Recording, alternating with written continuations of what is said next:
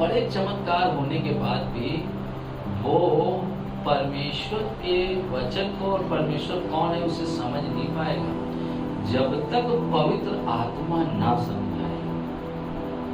चेले भी नहीं समझ पाए थे, यीशु मसीह सब कुछ बताते थे मगर वो समझ नहीं पाते थे। नहीं पूछते नहीं यार गुरु जी ये गुरु जी ये गुरु जी ये गुरु जी ये गुरु जी। तो एक व्यक्ति कब समझ पाएगा और कब बदल पाएगा? जब वो पवित्र आत्मा की उपस्थिति में चलेगा तब उसे क्या आएगा? समझ आएगी, आत्मिक समझ आएगी। सांसारिक समझ तो एकदम भरी है, उसके लिए आपको कुछ करने की जरूरत नहीं है। सांसारिक समझ से हर एक व्यक्ति पैदा होते हुए पैदा हुआ नहीं, बच्चा 4 महीने का हुआ, 5 महीने का, उसे अपना पराया और सारी चीजें, उसे कोई चीज खाने की दो ना तो वो भी क्या करेगा, है ना? और ये 2-3 साल का हो गया तो उसे आप कहते हो अरे भाई इसको ये किसने सिखा दिया? मगर जो आत्मिक समझ को लेना है उसके लिए आपको इसी दुनिया में, जैसे यहोशू को जो परमेश्वर ने प्रतिज्ञा दी मूसा को, इसहाक को, याकूब को कि मैं तुम्हें कौन सा दे दूंगा, यानी उत्तम आशीष की प्रतिज्ञा परमेश्वर के लोगों के लिए थी। मगर वहीं पे कुछ लोग समझ पाए और कुछ लोग नहीं समझ पाए। जब पहला कुरिन्थियों 10 अध्याय को हम देखते हैं वहां पे लिखा है एक दिन में 23,000 लोग क्या हो गए? वो कौन सा काम किया उन्होंने? क्या उन्हें पता नहीं था? है ना? उन्हें सिर्फ मालूम था, मगर आत्मिक समझ के लिए आपको पवित्र आत्मा के साथ चलना होगा।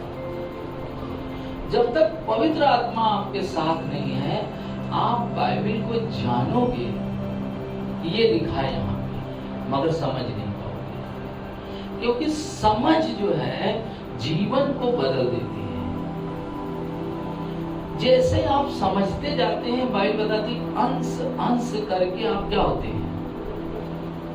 पवित्र आत्मा जब समझाएगा तो आपके जीवन बदल जाएंगे। तो सांसारिक समझ है, सांसारिक समझ है नुकसान ना हो, यही तो है सांसारिक समझ, तो यही है भाई कि नुकसान ना हो, लाभ लाभ और लाभ। और आत्मिक समझ क्या है? वो कहता है इस जीवन में जो कुछ भी लाभ का था, और कहता है मैं उसे क्या समझता हूँ? कूड़ा कूड़ा समझता हूँ। तो आत्मिक समझ जब आएगी तब आपका जीने का तरीका ऐसे हो जाएगा। और जब आप सांसारिक समझ से चलेंगे तो 3 साल के बच्चे को देख लेना, एक चॉकलेट दे देना, फिर उसे लेके दिखाना, है ना? और जब पवित्र आत्मा आपसे बातचीत करेगा तो आपके जीवन में परमेश्वर का वचन रेमा बनता जाएगा। यानी हर दिन, हर घंटे, हर मिनट परमेश्वर आपको क्या करेगा? जय के जुलूस में लेकर चलेगा। समझ रहे हैं? आपका एक दिन का उत्सव नहीं है इस दुनिया में। जब तक आप रह रहे हैं, जब तक इस दुनिया में आप रह रहे हैं, हर दिन आप जय के जुलूस में चलेंगे।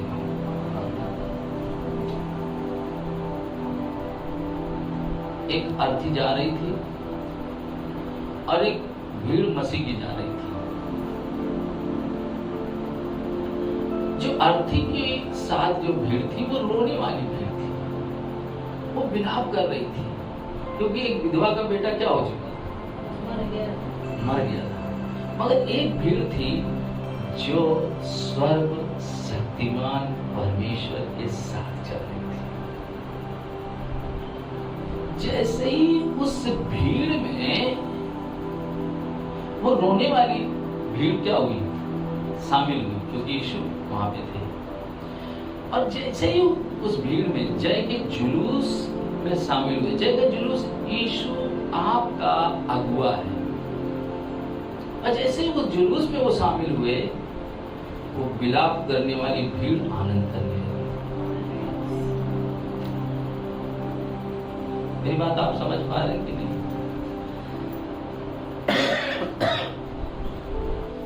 तो हम लोग प्रतिदिन जय के जुलूस में हैं।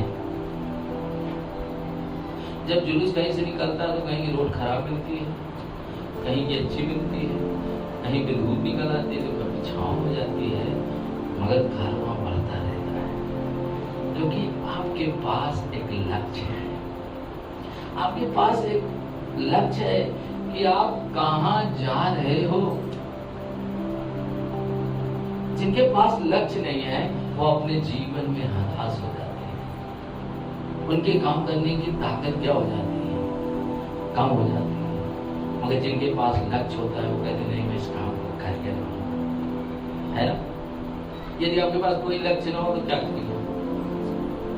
कभी ये काम, कभी वो काम, कभी वो काम, कभी वो काम। मगर यदि आपके पास लक्ष्य है कि नहीं, मैं बुलाया गया हूँ, चुना गया हूँ, तो मैं कहाँ जाऊंगा? तो आप जय के जुलूस में हैं, और जब तक पवित्र आत्मा से आपकी संगति नहीं होगी, तब तक आप अपने जीवन में रेमा वचन प्राप्त नहीं कर सकते। देखिए, मैं आपको बता दूं, पतरस पानी पे कब चला? जब यीशु वहां पे था, है ना? यदि यीशु ना होते तो वो कैसे पानी पे चल सकता था? नहीं चल सकता था।